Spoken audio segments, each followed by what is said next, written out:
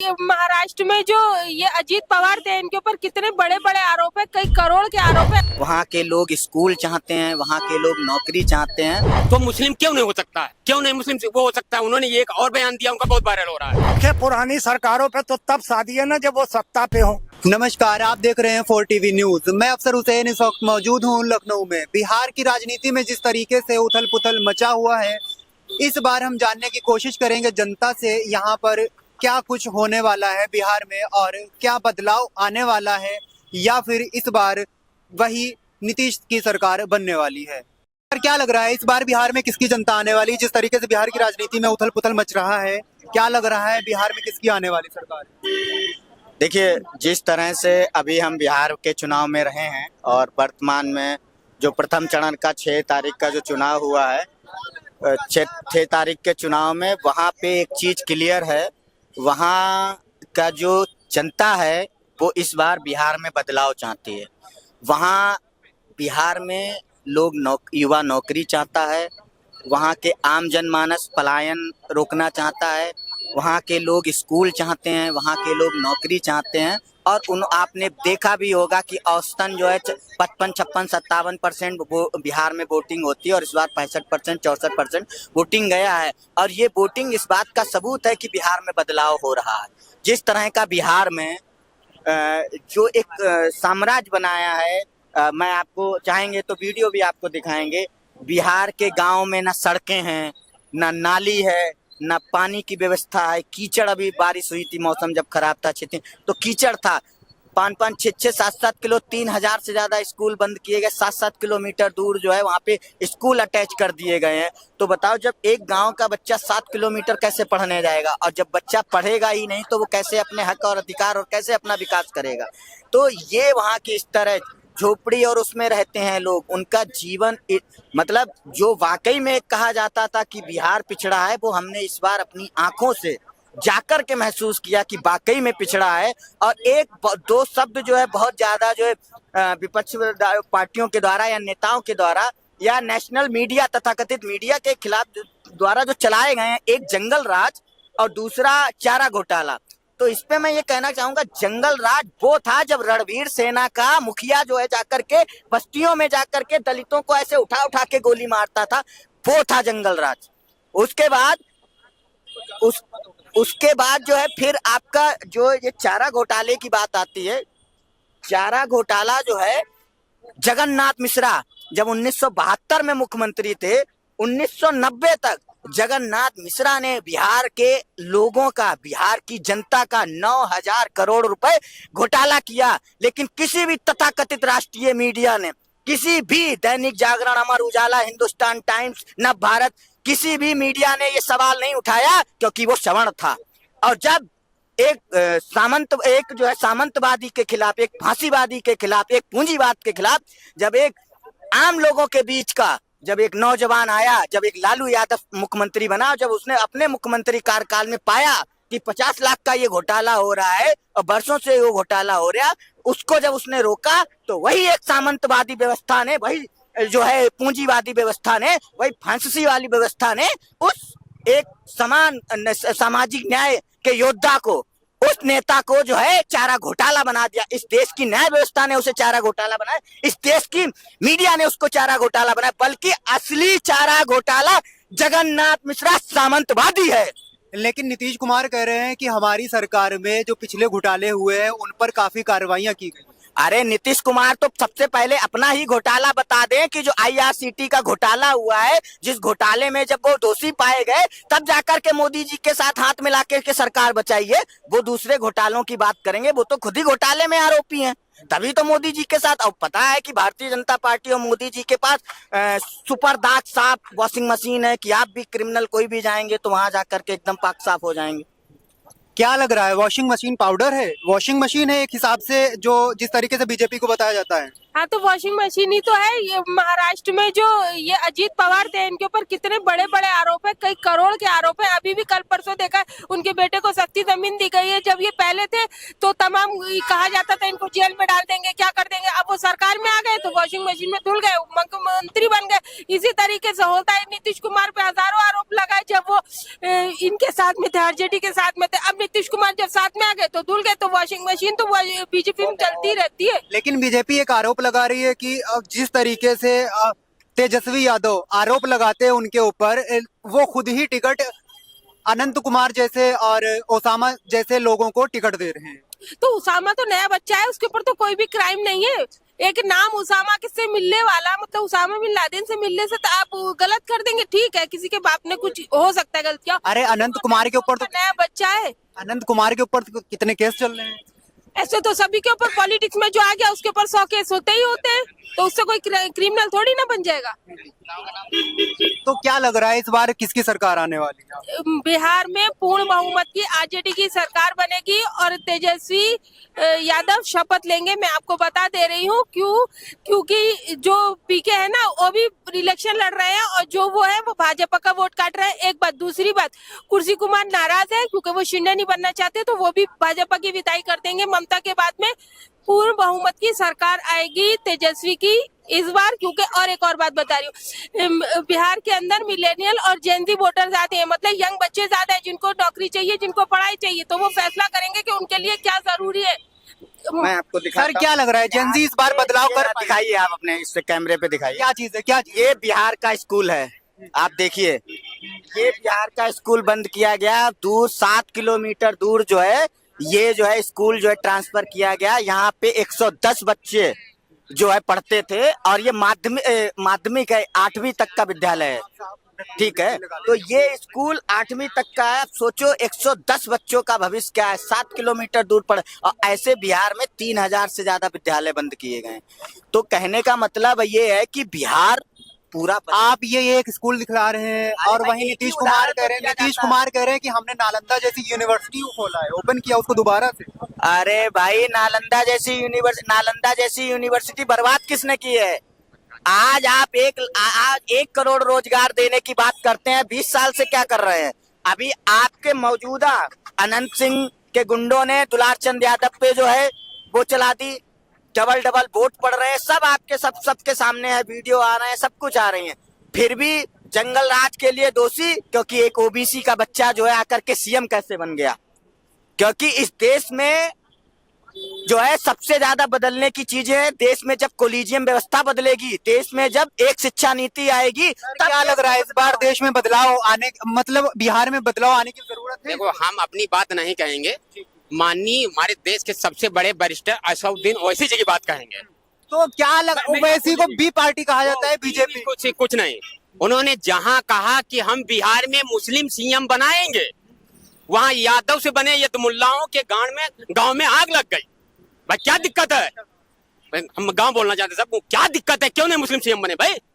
उन्होंने कहा मैं किशनगंज की अगर जनता मुस्लिम हमको नहीं चाहती, जहां पे 50% मोहम्मद बताया जाता है, वहां उनका प्रत्याशी जीतता है, तो मुस्लिम क्यों नहीं हो सकता है?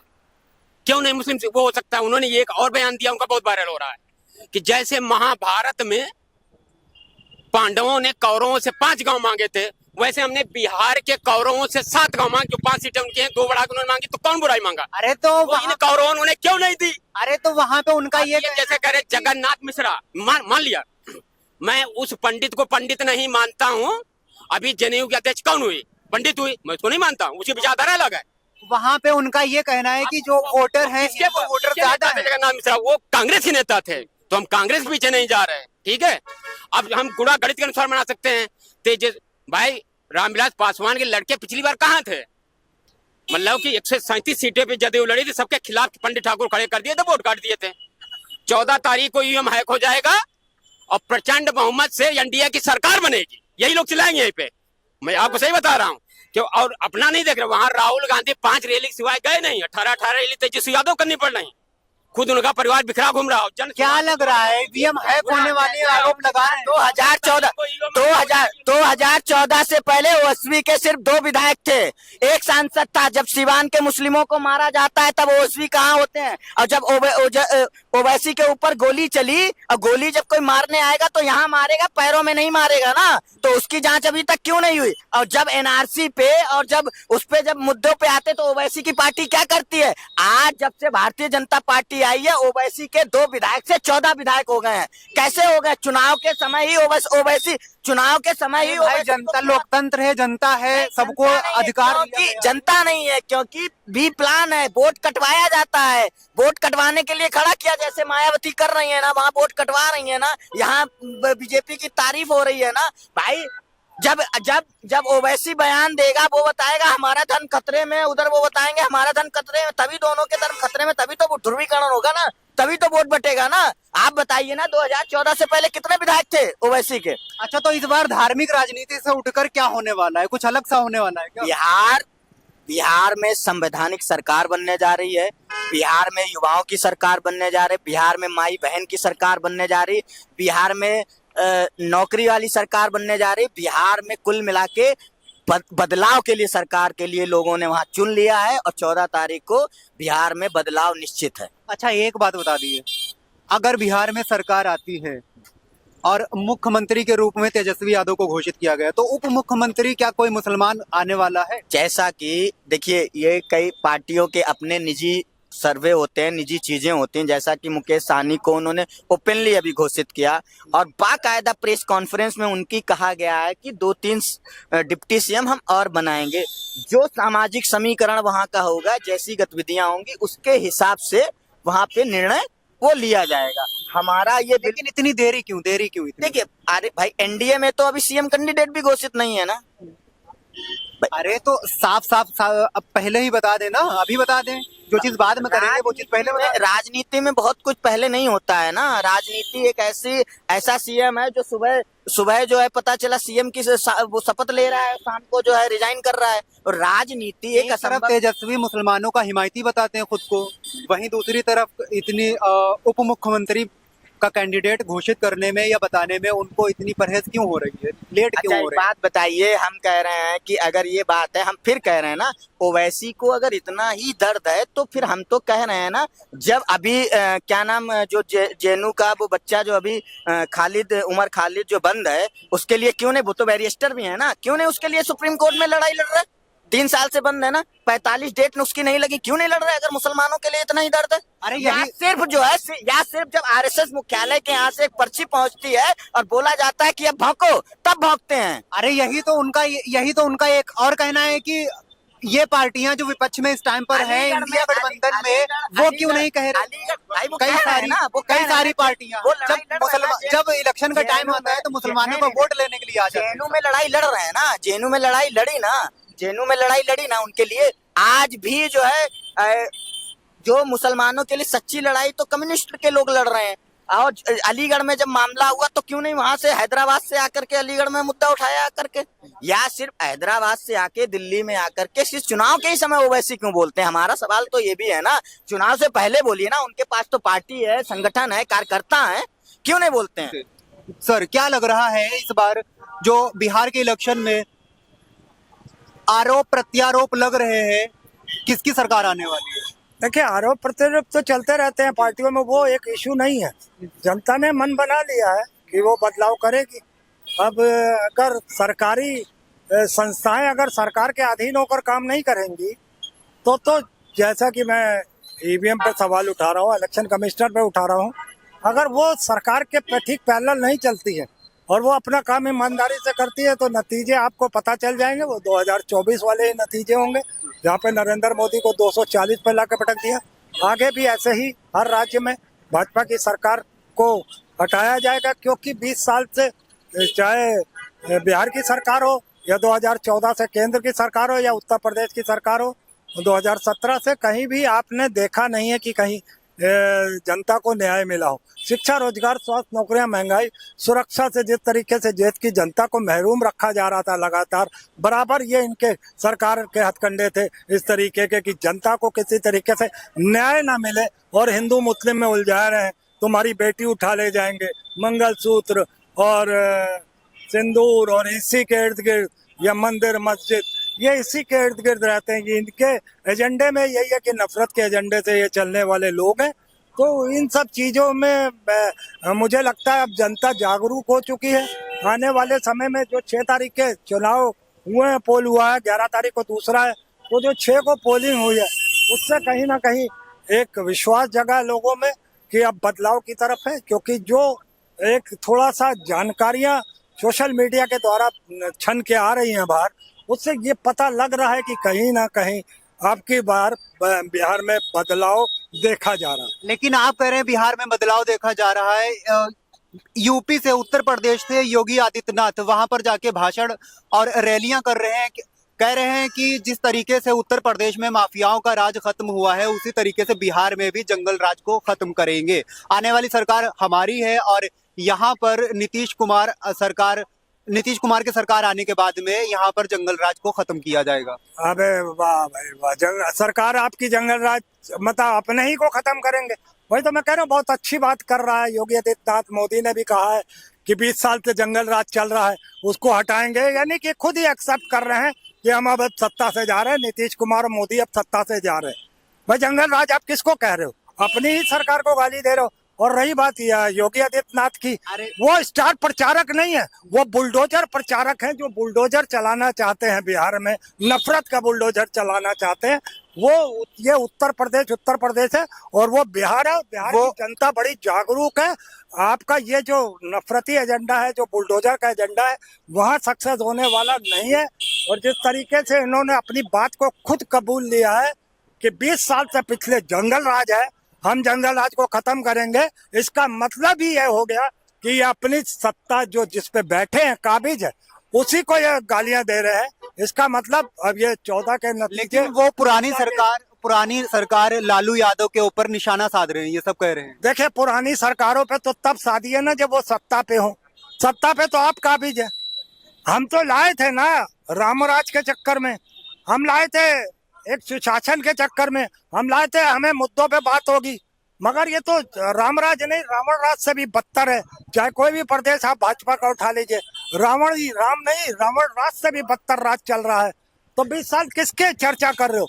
जो सरकार में नहीं है, सरकार में तुम हो, और तुम ही अपने खिलाफ जब ऐसी आवाज उठा रहे हो, तो जनता को साफ साफ समझ में आ रहा है कि 2025 में बिहार में बदलाव हो रहा है। और खुद मोदी और अमित शाह ने अपनी हार को कबूला है, और ये इस तरीके से नतीजे जनता के पक्ष में होंगे। अच्छा, वहीं बीजेपी सरकार एक आरोप ये लगा रही है कि महागठबंधन में जितने भी लोग हैं, नेता उन्होंने अपने उम्मीदवार उतारे हैं, वो या तो काले, मतलब वो कहीं ना कहीं अपने,